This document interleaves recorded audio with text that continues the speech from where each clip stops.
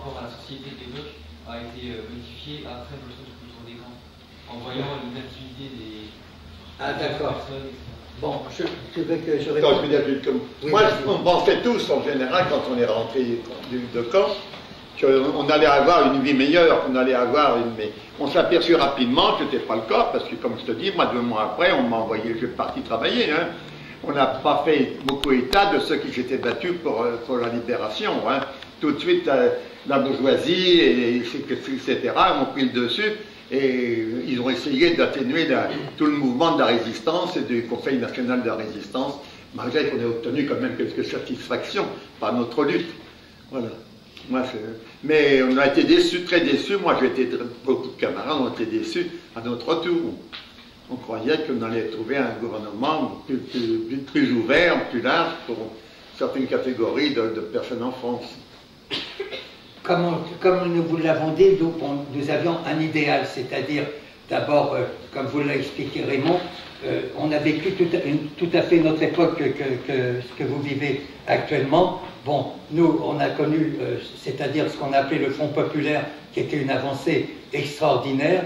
Nous avons connu l'occupation, qui était quelque chose de terrible, la déportation, et on s'est forgé en déportation. Quand nous sommes revenus, on a conservé notre idéal, c'est-à-dire on a continué à lutter, et puisque cette question vient à trait de la fin, puisque vous avez entendu parler de cette fameuse lettre de Guy Môquet que le président de la République a voulu faire lire, pour nous c'est une mascarade, pour une bonne raison.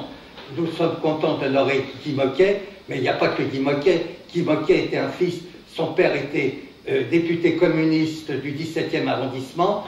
Au moment du décret Sérol, il a été mis hors la loi, il a été arrêté et déporté en Algérie. Lui, il avait 17 ans, il a distribué des tracts, il était au lycée Carnot, mais on peut être que solidaire des 26 autres qui ont été fusillés à Chateaubriand, puisqu'ils ont été 27. Et les 27 de Chateaubriand, c'était tous des personnes, des communistes ou des syndicalistes, qui avaient pris une grande part au moment du Front populaire. Et qui a dressé la liste juste avant qu'il soit fusillé, c'est Pucheux, le ministre de l'Intérieur, qui représentait le MEDEF actuel, et c'était la revanche du Front populaire. D'autre part, aujourd'hui, on veut honorer Guy Môquet, mais d'autre part, on nous renie tous les acquis qu'on a eus grâce au Conseil national de la résistance. Donc c'est complètement contradictoire. Et la lettre de Guy Môquet n'a rien de particulier. Il y a des lettres qui sont beaucoup plus émouvantes. La lettre de Manouchian, qui faisait partie de l'affiche rouge, ou d'autres lettres de fusillés. Vous avez des livres qui s'intitulent Lettres de fusillés, dans lesquels vous pouvez lire des lettres vraiment qui sont très très émouvantes. Mais nous sommes très contents que Guy Môquet soit à l'honneur, mais d'un autre côté... Ce qu'on n'aime pas, c'est que la récupération. Qu'il l'a pris, qu'a déclaré ce qu'il n'a pas pensé avant.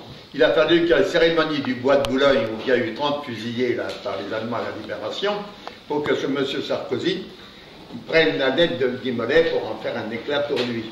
Parce qu'il a mis quand même des années pour pouvoir en parler.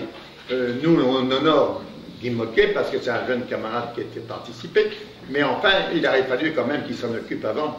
De tous les camarades. On a été exclus un peu de la société. De toute façon, ils ont été fusillés en 22 octobre 1941. Depuis notre retour, nous n'avons cessé d'honorer les 27 de Chateaubriand et d'autres tous les camarades, d'autres qui ont été fusillés au Bon Valérien, d'autres qui ont été fusillés dans des prisons, etc. parce qu'il y a eu de nombreux fusillés. Et d'autre part, il a fallu attendre tristement un président de droite, Jacques Chirac, pour reconnaître les fautes du gouvernement, la responsabilité du gouvernement de Vichy.